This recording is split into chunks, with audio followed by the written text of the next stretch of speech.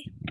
So this is the Llewellyn's Sabbat Essentials, Ostara, or the Spring Equinox.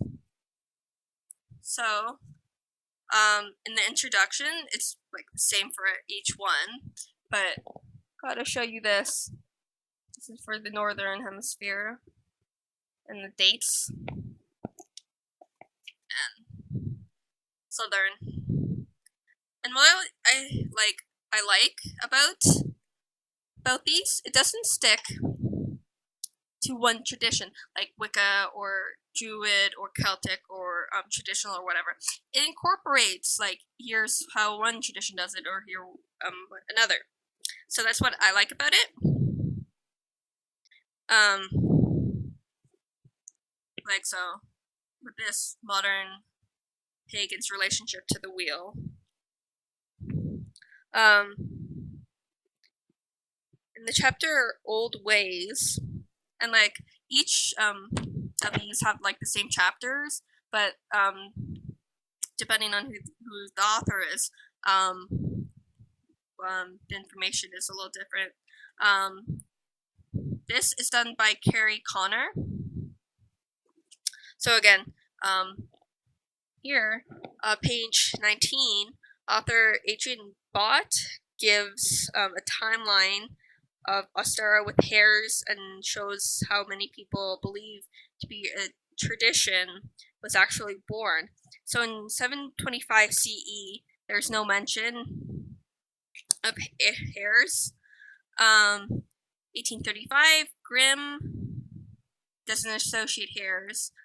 1874, Adolf Holtzman states probably the hare was a sacred animal.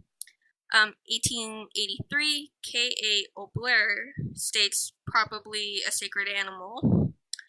1890, Charles Isaac Elton states the Easter custom at Hare Pie Bank at Hare Crop Lays was probably connected to the worship of Ostara.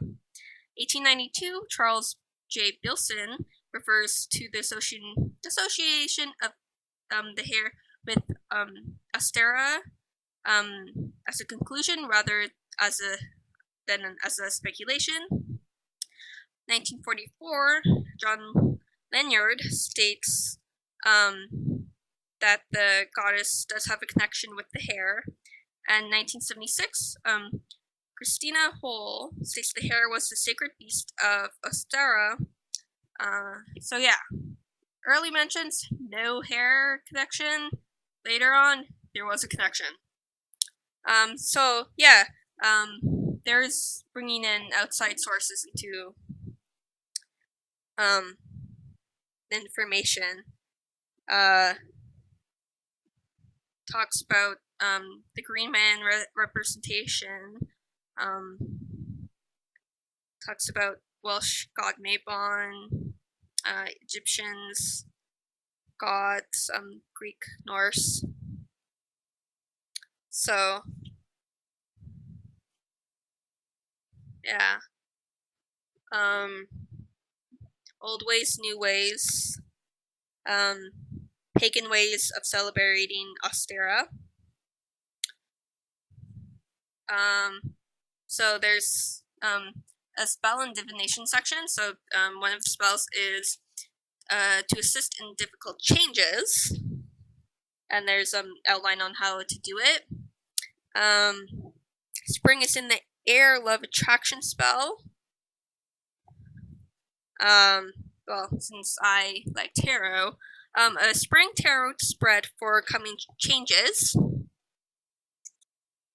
So, recipes and crafts.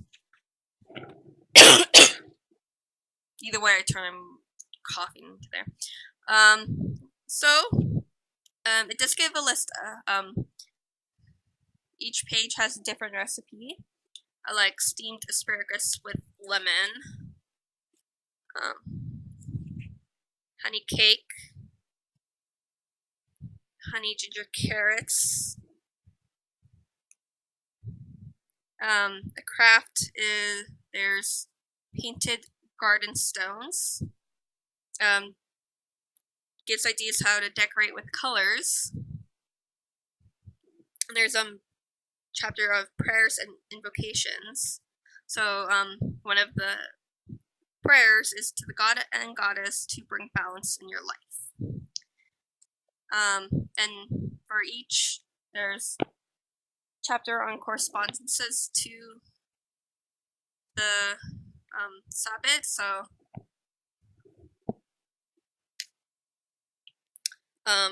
flowers, metals, different stuff. There's further reading, so books and online.